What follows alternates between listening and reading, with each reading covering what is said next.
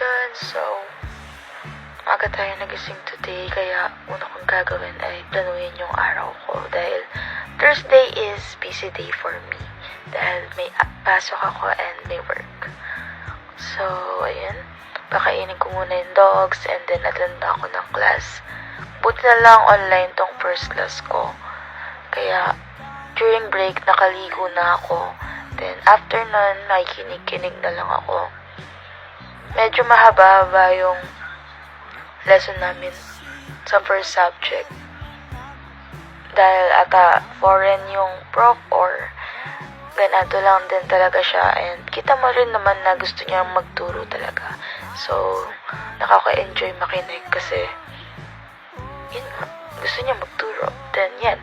After nun, nag-prep na ako for on-site class.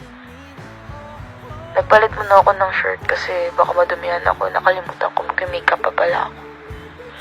So, yan. Bad trip nga yan. Nakalimutan ko yung beep card ko. Uy, thank you pala kay Sai dahil binigyan niya ako ng cookies.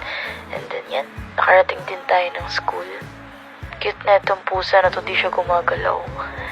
Tapos, may activity pala kami. Tapos, nung kami na nag-roleplay lang kami. Then, ayun, tapos na yung araw ko. Pahinga na, sinundo lang ako ni JP. Yan,